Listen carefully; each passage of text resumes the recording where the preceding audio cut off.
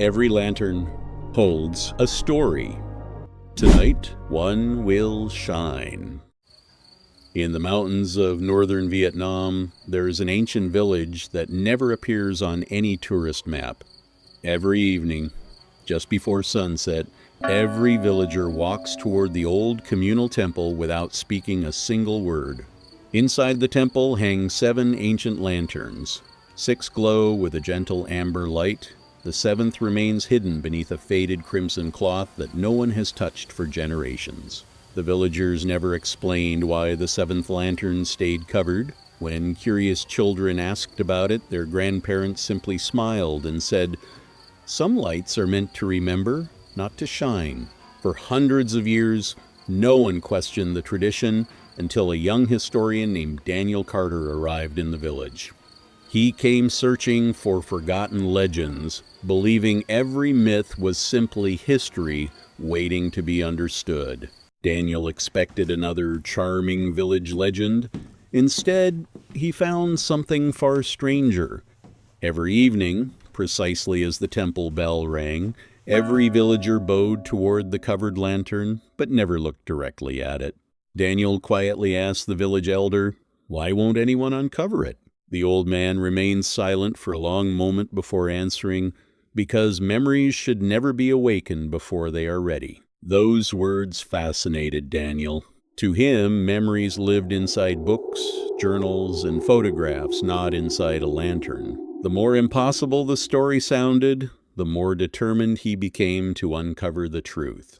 That night, long after the villagers had gone home, Daniel returned alone. The temple doors stood slightly open. No wind, no voices, only silence, and the faint glow of 6 waiting lanterns. Daniel stepped toward the 7th lantern. His heartbeat echoed louder than his footsteps. The faded crimson cloth looked centuries old, yet not a single thread carried any dust. Someone or something had been protecting it. He reached out. His fingertips barely touched the cloth. The temple suddenly became unnaturally quiet. Even the insects outside stopped singing. Then, the cloth slipped away by itself. Daniel froze. He hadn't pulled it. Unlike the other 6 lanterns, the 7th held no flame. Instead, a soft silver light slowly swirled inside like moonlight trapped in water. The silver light drifted into the air. It circled Daniel once, then gently touched his forehead. Suddenly, the temple disappeared. Daniel found himself standing in the very same village, but everything looked different. The houses were new, children laughed in the streets. The old temple gleamed beneath a bright morning sky. He wasn't seeing ghosts. He wasn't dreaming. He was witnessing someone's memory, perfectly preserved inside the lantern. The village was alive.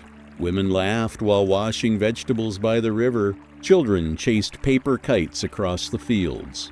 Old craftsmen carved lanterns beneath giant banyan trees. Every smile felt so real. Daniel almost forgot he was walking through a memory. An old lantern maker looked up from his work. He smiled warmly at Daniel, as if he could actually see him. Before Daniel could speak, the old man quietly said, "You're finally here." Daniel's heart skipped a beat. Can you see me?" The old craftsman nodded. "I've been waiting for someone willing to remember." The old man picked up a small unfinished lantern. It isn't fire that keeps a lantern alive. It's memory, and memories only survive if someone carries them. The old craftsman pointed toward the mountain. Dark smoke slowly rose beyond the distant trees. His smile quietly faded. "Our time is almost over." Daniel turned toward the mountains. He still couldn't understand what was about to happen, but every face around him suddenly felt painfully precious.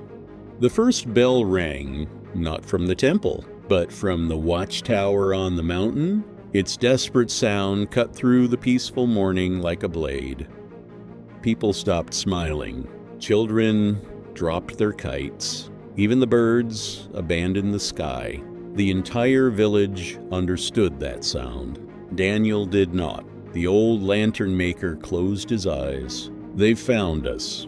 No anger, no panic, only quiet acceptance. Daniel looked toward the mountain. Lines of armed soldiers slowly appeared through the morning mist. More and more. Far too many to count.